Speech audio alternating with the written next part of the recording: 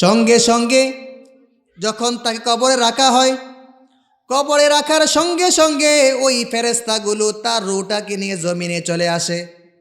কবরে এরা প্রবেশ করে। ব্যক্তিকে যখন কবরে রাখা হয়, আমরা কোন অবস্থায় রাখি? মৃত অবস্থায় রাখি। যখন তাকে কবরে রেখে আমরা চলে আসি, কবরে রাখার সঙ্গে সঙ্গে ওই ফেরেশতাগুলো তার রূহটা এনে তার মধ্যে আবার পুনরায় ফিট করে দেয়। সঙ্গে সঙ্গে ব্যক্তি কবরে আবার জীবিত হয়ে যায়। তাহলে ধরেন রাত 7টায় মারা গেছে, সকাল 7টায় আমরা তাকে কবরস্থ করলাম, তাহলে 7 থেকে নিয়ে পরের দিন 7, মোট কত ঘন্টা হলো? এই 12 ঘন্টায় আমার মৃত্যু। এই 12 ঘন্টা কি আমার মৃত্যু? এই 12 ঘন্টা মৃত্যুর আগে ছিলাম এক জগৎ, এখন যখন 12 ঘন্টা শেষ, এখন আসছি আরেক জগৎ, যেই জগতের শুরু আছে আর শেষ নাই। আর 12 ঘন্টার আগে যে জগতে ছিলাম, শুরুও ছিল শেষও ছিল, কিন্তু দিনের 7টার পরে যেই জগৎ শুরু হয়েছে ওই জগৎ আর শেষ হবে না। এখন বলেন তো, সেখানে যে আমি থাকবো, সেখানে থাকতে হলে এতদিন থাকবো, চিরকাল থাকবো, কিছু পুঁজি লাগবে না? কি বলেন? এই পৃথিবীর জমিন যদি কারো টাকা পয়সা না থাকে, চলতে পারে না? চলে। কিন্তু আখেরাত এমন এক জগৎ, সেখানে যদি কারো নেকি না থাকে, চলতে পারবে না। রব বলেন আখেরাতে আসবে তো, ওই যে দুনিয়ার জমিন তোমার ছিল আখেরাতের শস্য ক্ষেত্র, ওই শস্য ক্ষেত্রে তুমি কি করেছ? নামাজ পড়ছ, তুমি বীজ রোপণ করলে, জাকাত দিছ, কাজ করলে, হজ করছ, দুনিয়ার জমিনে যা কিছু নেক আমল করছ, এই সব নেক আমলগুলো হলো দুনিয়ার জমিনে তোমার কৃষি ফসল। আজ তুমি এখানে কবরে তা বসে বসে ভোগ করবে। আর যে ব্যক্তিগুলো পৃথিবীর জমিনে ছিলাম, কিন্তু আমি আখিরাতের কোনো ফসল কামাই নাই, এখন আমাকেও সেখানে থাকতে হবে, কিন্তু আমার কোনো পুঁজি নাই, ফসল নাই, তো সেখানে অবস্থা কি হবে? হাদিসের শেষ অংশে স্পষ্টভাবে উল্লেখ করবেন। নবীজি ফরমান, যখন ব্যক্তি জীবিত হয়ে যায়, সঙ্গে সঙ্গে দুজন ফেরেশতা এসে ওয়াফায়াজিলিসানি তাকে বসায় ওঠেন। তাকে তো আমরা শুয়ে আসলাম, নবীজি বলেন ওই ফেরেশতা এসে তাকে বসায়, বসেন আপনি। বসার পর তাকে প্রশ্ন করে, আমার রব্বুক, আপনার রবকে?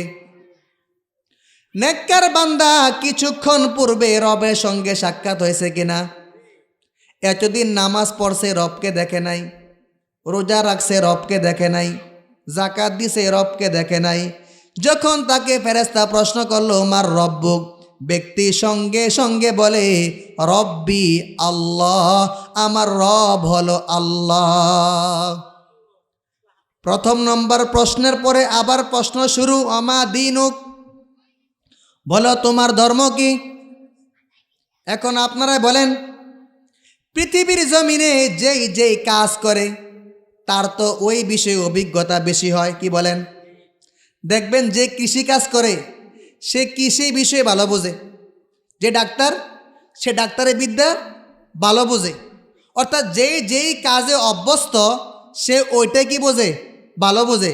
এখন এই ব্যক্তি যদি কোনো কারণে মানসিক রোগে আক্রান্ত হয়, তখন দেখবেন তার মুখ থেকে শব্দ এগুলো আসবে। কোনগুলো? যেগুলো সে আগে করত। কিন্তু পৃথিবীর জমিনে যারা তার ধর্মকে চিনে নাই, যারা ইসলামকে চিনে নাই, ইসলামের সহযোগিতা এগিয়ে আসে নাই, সেদিন যখন তাকে প্রশ্ন করবে অমা দিনুক, সে পারবে না বলতে। কেন? ওই যে ধর্মের সঙ্গে তার সম্পর্ক ছিল না। মুমিন বান্দাকে যখন রব প্রশ্ন করবে, যখন ফেরেশতা প্রশ্ন করবে অমা দিনুক, তোমার ধর্ম কি? ব্যক্তি বলবে দিনী আল ইসলাম, আমার ধর্মের নাম হলো ইসলাম। যেন সে ফেরেশতাদেরকে বলতেছে, শোনো শোনো, কেমন ইসলাম?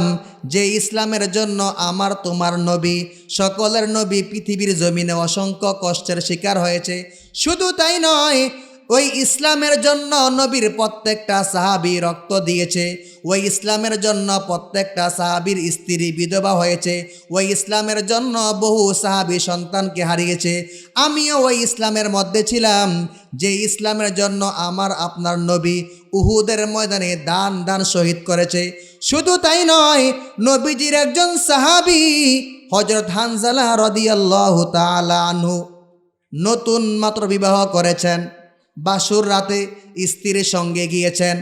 এমন সময় কেউ যেন বাহির থেকে আওয়াজ দিচ্ছে, ও মুসলমানরা রে, তোমাদের নবী মুহাম্মদ আরবি উহুদের ময়দানে যুদ্ধের জন্য চলে গেছে, তোমরা যে যেখানে আসো জলদি যুদ্ধের ময়দানে চলে যাও। হানজালা সঙ্গে সঙ্গে বাসুর ঘরে ছেড়ে তিনি যুদ্ধের ময়দানে চলে গেলেন। শুধু তাই নয়, যুদ্ধের ময়দানে যুদ্ধ করতে করতে বীর বিক্রমে যুদ্ধ করতে করতে শহীদ হয়ে গেলেন।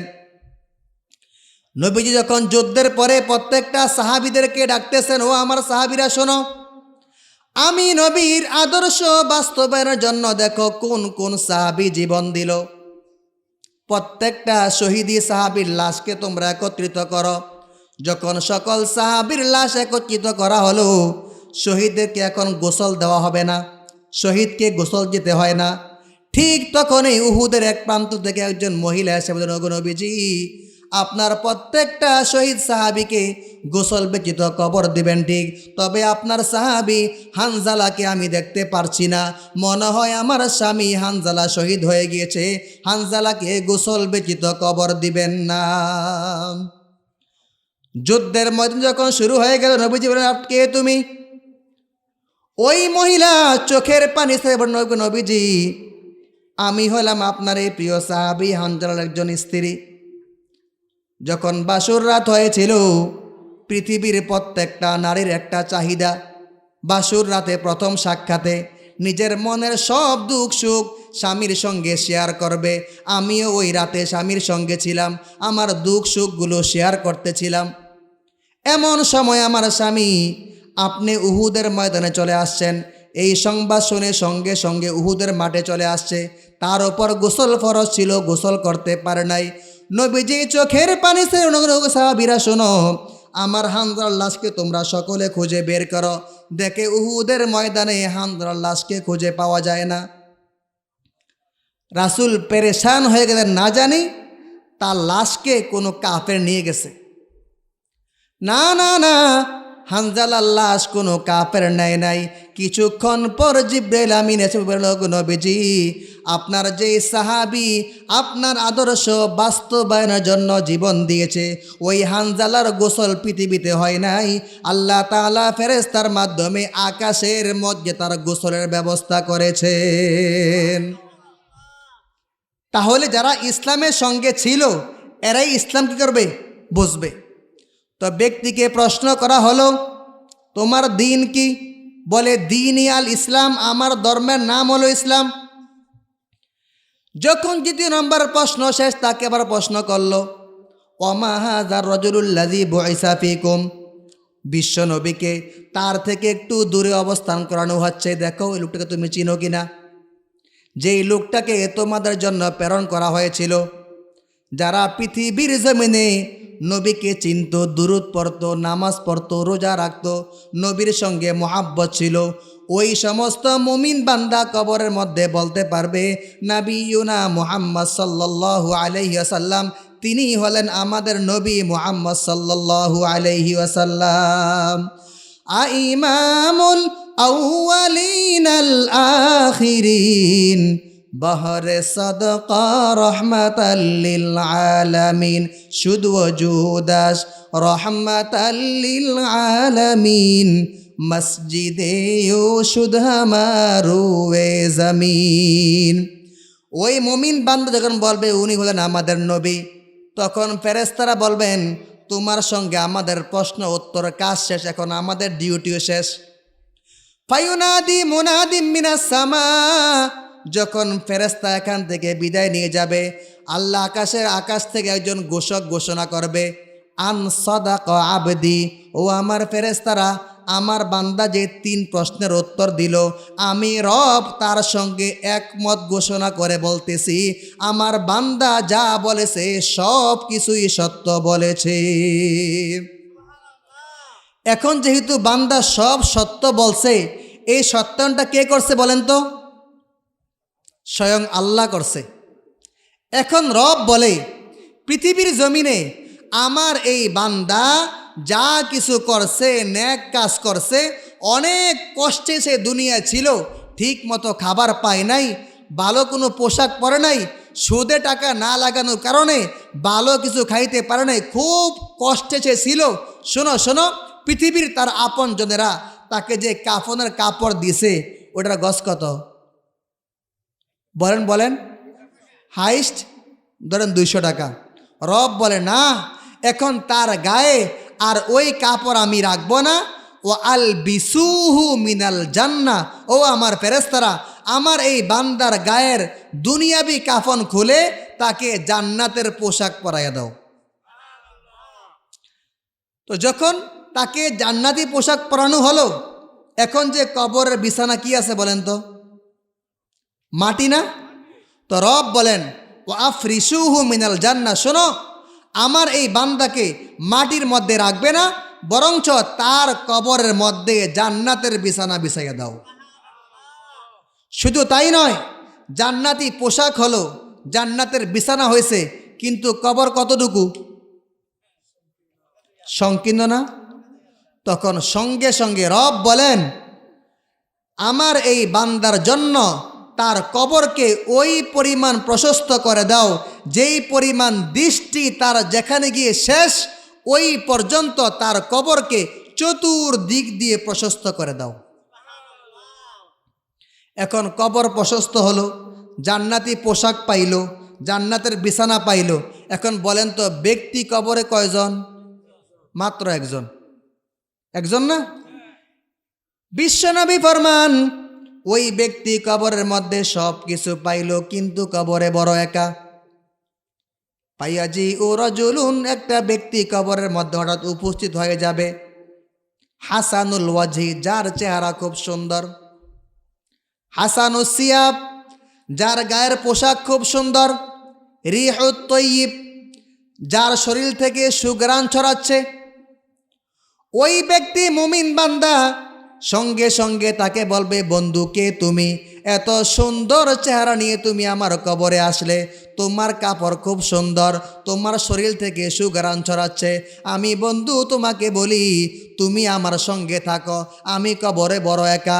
সঙ্গে সঙ্গে ওই যুবক বলবে, তুমি কি আমাকে চিনো?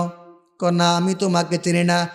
আমি হলাম আনা আমালুকা সলেহ, আমি হলাম পৃথিবীর জমিনে তোমার সকল নেক আমলের ভান্ডার।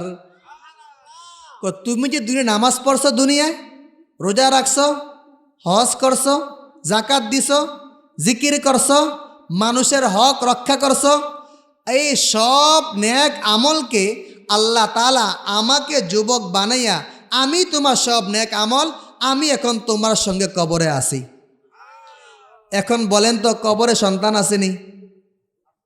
সন্তান, পিতা মাতা, সম্পত্তি? রব বলেন, আল মালু আল বানুনা জিনাতুল হায়াতিদ দুনিয়া। ও বান্দারা শোনো, সম্পত্তি এবং সন্তান সন্ততি এই সবগুলো হলো দুনিয়ার সৌন্দর্য। দুনিয়ার সৌন্দর্য দুনিয়ায় রয়ে গেল, কেউ তোমার সঙ্গে আসে নাই। যেই মা তোমাকে বুকে নিয়ে ঘুমাতো, না ঘুমালে মায়ের ঘুম হতো না, ওই মাও তোমার সঙ্গে আসে নাই। যেই সন্তানের জন্য তুমি এত কষ্ট করেছ, যেই সন্তানের জন্য ফজর থেকে নিয়ে মাগরিব পর্যন্ত সারা দিন পরিশ্রম করতে, নামাজ পড়তে না, ওই সন্তানও তোমার সঙ্গে আসে নাই, কিছুই তোমার সঙ্গে আসে নাই। আজকে কবরে তোমার সঙ্গী একমাত্র তোমার নেক আমল। এখন দেখেন, এই নেক আমল যা দুনিয়ায় করলাম, তো এগুলো আমার সঙ্গী হলো, কি বলেন? আর সঙ্গী কিছু হয়েছে? তাহলে যেগুলো আমার সঙ্গী না, এখন বলেন তো, মানুষ কোনগুলোর জন্য সারাদিন পরিশ্রম করে বলেন তো? যেগুলো আমার সঙ্গী না, এগুলোর জন্যই আমাদের সকলের পরিশ্রম। আর যেগুলো আমাদের সঙ্গী, এগুলো নিয়ে আমাদের কারো কোনো মাথা ব্যথা নাই। তো আজ থেকে আমরা সকলে সঙ্গী বানাবনি আমাদের। কবর আযাব থেকে মুক্তির প্রধান সঙ্গী হলো 5 ওয়াক্ত নামাজ। 5 ওয়াক্ত কি নামাজ আজ থেকে পড়ব তো ইনশাআল্লাহ। এখন আসেন, তো কবরে সঙ্গী পাইছে নেক আমলকে। এখন 2 বন্ধু এখানে, কি বলেন, নেক আমল 1 বন্ধু, আর ওই যে মুমিন বান্দা 1 জন। এই 2 জনে মিলে গল্প গুজব করবে। কয়দিন করবে বলেন? ধর না আমরা 2 বন্ধু গল্প গুজব শুরু করলাম, কয় রাত কইরাম? আমার কি ঘুমের প্রয়োজন নাই? হ্যাঁ, গল্পের এক প্রান্তে এসে রব বলবে, আর কত গল্প করবি, একটু ঘুমা।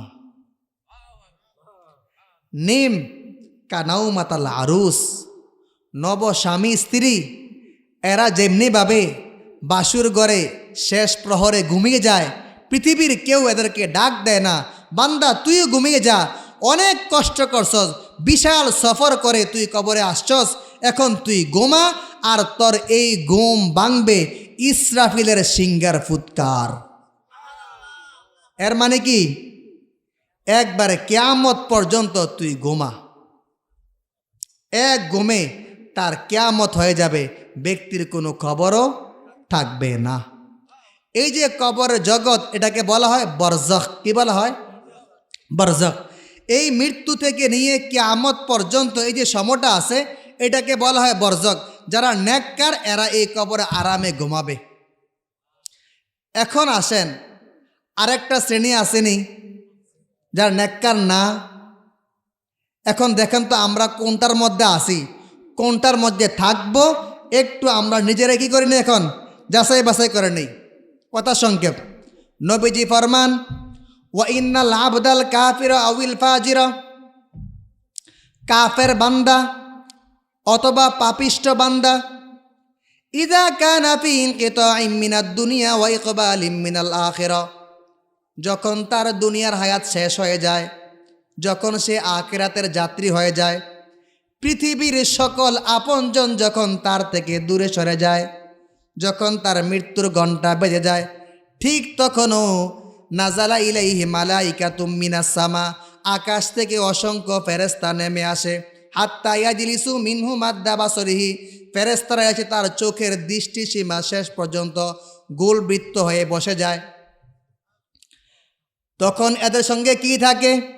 ব্যক্তি কি পাপিষ্ঠ না নেককার বলেন? পাপিষ্ঠ। ওই যে সমস্ত ফেরেশতাগুলো আকাশ থেকে আসলো, নবীজি ফরমান, নেককার বান্দার সঙ্গে যখন ফেরেশতা আসছিল, তখন তাদের সঙ্গে জান্নাতি কাফন ছিল। যখন বদকার বান্দার নিকট ফেরেশতারা আসে, তখন তাদের হাতেও কাপড় থাকে, তবে এটা জান্নাতি কাপড় নয়, বরং জাহান্নামের চট। জাহান্নামের কি চট? এই জাহান্নামের চট নিয়ে এরা সবাই আসে দুনিয়া জমিনে। এর কিছুক্ষণ পরে মালাকুল মৌত এসে তার মাথার পাশে বসে, এসে তাকে সম্বোধন করে। নেককারকে তো বলছিল থাকবেন না যাইবেন, আর তাকে বলে, এ কুলাঙ্গার, প্রস্তুতি গ্রহণ কর, আইয়াতুহা নাফসুল খবিসা, হে অপবিত্র আত্মা, উখরুজি, বের হয়ে আস। নবীজি ফরমান, যখন এই আওয়াজ মালাকুল মৌত বলে, উখরুজি, বের হয়ে আস, অপবিত্র আত্মা, তার আত্মা তখন তার শরীরের প্রত্যেকটা অঙ্গের মধ্যে আত্মগোপন করার চেষ্টা করে, কিন্তু হতে পারে না। মালাকুল মৌত তাকে এমনভাবে থাবা মারে, তার রূহ সঙ্গে সঙ্গে তার থেকে বের হয়ে আসে। নবীজি বলেন, জানো কিভাবে বের হয়ে আসে? লোহার একটা লোহার মধ্যে চতুর্দিক থেকে রয়েছে কড়া। এই লোহাটাকে যখন তুলার মধ্যে ঢুকানো হবে, সেখান থেকে বের করলে যেভাবে তুলাগুলো ছিঁড়ে বের করে আনে, ঠিক তেমনিভাবে পাপিষ্ঠ ব্যক্তি রুটাকে মালাকুল মৌত ঠিক তেমনিভাবে তার থেকে বের করে আনবে। ব্যক্তি চিৎকার করতে থাকবে, চিৎকার করতে করতে বলবে, তার চিৎকার মানুষ এবং জিন ছাড়া প্রত্যেকটা মাখলুক শ্রবণ করতে পারবে। কিন্তু তার রুটাকে বের করার সঙ্গে সঙ্গে ওই যে ফেরেস্তাগুলো জাহান্নাম থেকে চট নিয়ে আসছিল, ওই ফেরেস্তাগুলো তার রুটাকে চায় আমাদের নিকট রুটা দাও। সঙ্গে সঙ্গে রু থেকে এমন দুর্গন্ধ ছড়ায়, পুরা পৃথিবীর মধ্যে দুর্গন্ধ ছড়িয়ে যায়। ফেরেস্তারা তার রুটাকে নিয়ে যখন প্রথম আসমানে যায়, যাওয়ার পরে বলে প্রথম আসমানের দরজা খুলে দাও, কিন্তু দরজা খোলে না। না না, উপরে নিয়েন না, এতটা দুর্গন্ধ ছড়াচ্ছে, উপরে গেলে ওরা কষ্ট পাবে, একে জমিনের মধ্যে নিয়ে যাও। সঙ্গে সঙ্গে উপর থেকে আওয়াজ আসে, যাও যাও, তার রুটাকে জমিনের মধ্যে নিয়ে যাও, উপরে আর আনতে হবে না। দুনিয়ার মানুষগুলো যখন তাকে কবরস্থ করে, কবরস্থ করার পরে ওই ফেরেস্তারা যখন তার রুটাকে তার মধ্যে কবরে রেখে দেয়, সঙ্গে সঙ্গে দুজন ফেরেস্তা এসে তাকে বসায়, তাকে প্রশ্ন করে, মার রব্বুক, তোমার রবকে? তখন সে বলে, হা হা লা আদরি, আমি আমার রবকে চিনি না। আবার প্রশ্ন করে, অমা দীনুক, তোমার ধর্ম কি? হা হা লা আদরি, আমি জানি না আমার দিন কি। আবার তাকে প্রশ্ন করে, ওয়ামা হাযার রাজুলুল্লাযী বুইসা ফীকুম, ওই যে ব্যক্তিকে দেখা যায় ওটা তুমি চিনো কিনা? না, আমি চিনি না। যখন প্রশ্নের কাজ শেষ, ফায়ুনাদি মুনাদিম মিনাস সামা, আকাশ থেকে একজন ঘোষক ঘোষণা করে, আন কাযাবা আবদি, আমার বান্দা সব মিথ্যা বলছে, সে মিথ্যুক। যখন এই কথা শেষ, তখন রব বলে, এই পাপিষ্ঠ ব্যক্তি দুনিয়ার হায়াত পেয়ে সে আখেরাতের কোনো সামান গোছায় নাই, দুনিয়া আরামে ঘুমাইছে, সব কিছু করছে, এসির মধ্যে ঘুমাইছে, ফোমের মধ্যে ঘুমাইছে, কবরের মধ্যে তার বিছানাটাকে একটু কঠিন করা দরকার। তার গায়ের যে পোশাক আছে সব পোশাক খোলো, ও আল বিসুহু মিনান্নার, তাকে জাহান্নামের পোশাক পরাইয়া দাও। শুধু তাই নয়, তার যে বিছানা রয়েছে, ও আফরিসুহু মিনান্নার, তার কবরের মধ্যে জাহান্নামের বিছানা বিছাইয়া দাও। এখন কবর আছে কতটুকু? 3.5 হাত। মুমিন বান্দর হয়েছে কতটুকু? প্রশস্ত। তখন কবরকে বলা হয়, তাকে চাপ মারো। কবর তাকে এভাবে চাপ দিয়ে তার এক পাজরের হাড় অপর পাজরের মধ্যে এভাবে ঢুকাইয়ে দিবে।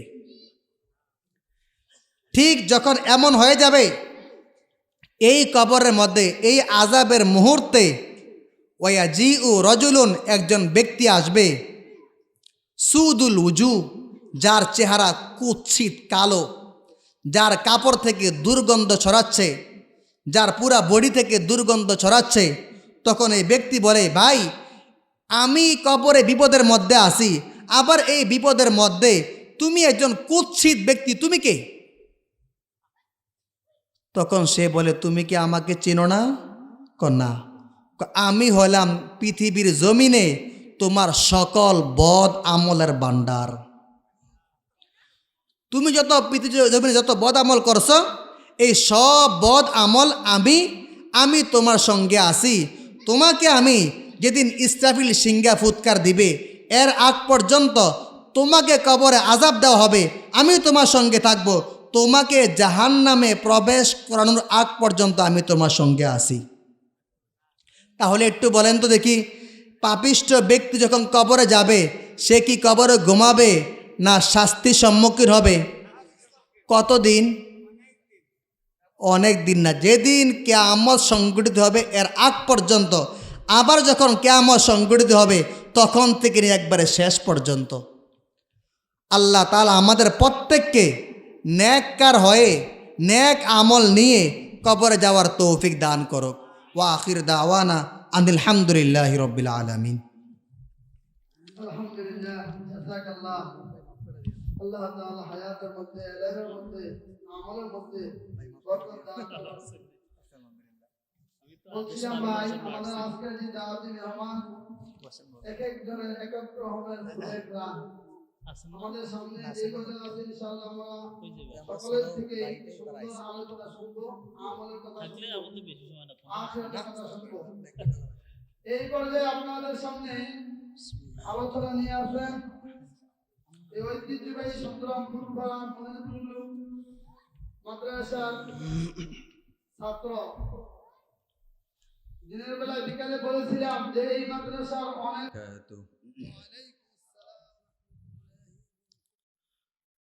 আলহামদুলিল্লাহ আলহামদুলিল্লাহ